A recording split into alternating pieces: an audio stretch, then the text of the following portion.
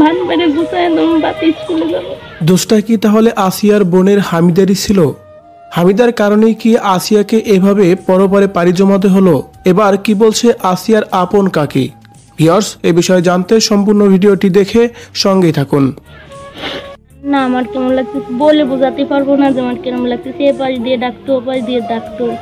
যে সময় বাদ থাকে না সেই আমরা ভাত খাবার তোর বাদ দিবানে তুই যাইস নি। আমি তো যাবো নি, আমি থাকবো না, আমি বাড়ি যাই। তোমরাই খাও, তোর মায়েদের আল্লাহ বাঁচার হবে। বলতেছে ও কাকি আমার স্কুলের টাইম হয়ে গেছে, আমার ভাত বেড়ে গুছায় একদম বাতি স্কুলে যাবো। দোষটা কি তাহলে আসিয়ার বোনের হামিদারই ছিল? হামিদার কারণেই কি আসিয়াকে এভাবে পরপারে পাড়ি জমাতে হলো? এবার কি বলছে আসিয়ার আপন কাকি? ভিউয়ার্স, এ বিষয়ে জানতে সম্পূর্ণ ভিডিওটি দেখে সঙ্গেই থাকুন। আমার মনে একদম স্কুল মিস দিত না লেখাপড়ায়। আসিয়া অনেক সুন্দর একজন মানুষ ছিল, প্রাণোচ্ছল, সবসময় খেলাধুলায় ব্যস্ত থাকতো। ছোটবেলায় যা করে আর কি মানুষ। তাছাড়াও আসিয়া অনেক মেধাবী ছিল। আসিয়ার কাকি আসিয়ার কথা বলতে গিয়ে এভাবে কান্নায় ভেঙে পড়ে। তিনি বলেন, আসিয়া অনেক বুদ্ধিমতী মেয়ে ছিল, সবসময় খেলায় ব্যস্ত থাকলেও পড়াশোনায় অনেক মনোযোগী। স্কুলের মধ্যে তার রোল ছিল 4। অনেক চঞ্চল ছিল, অনেক বুদ্ধিমান ছিল। স্কুলের মধ্যে 3 রোল, মনে 3 রোল 4 রোল। পড়ালেখার কথা তাকে কখনোই বলা লাগতো না, নিজে নিজেই বসে যেত।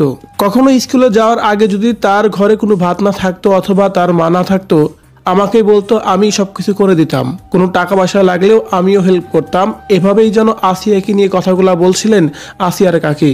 বলছিলেন তার মতো মানুষই হয় না। এ সময় আসিয়ার বোন হামিদাকে নিয়ে কথা বলেন আসিয়ার চাচি।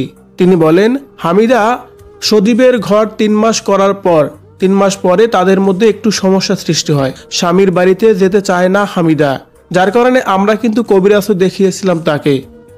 ভেবেছিলাম তার উপর হয়তো বা কোনো জিনবুদের আসর করেছে।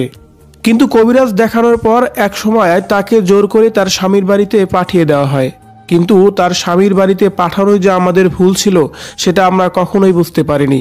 আসিয়ার বোন হামিদাকে ওই বাড়িতে না পাঠালে হয়তো বা আসিয়া আমাদের মাঝে থাকতো। আসিয়াও তার শ্বশুর বাড়িতে যেতেই চায়নি, জোর করে আমরা পাঠিয়েছিলাম। এখন বুঝতে পেরেছি ওই ছোট্ট মেয়েটা কেন যেতে চায়নি। কারণ আমরা ভেবেছিলাম বিয়ে যেহেতু দিয়েছি, সংসার তাকে করতেই হবে। এভাবে যেন আফসোস নিয়ে কথাগুলা বলছিলেন হামিদার কাকি এবং কি আসিয়ারও কাকি।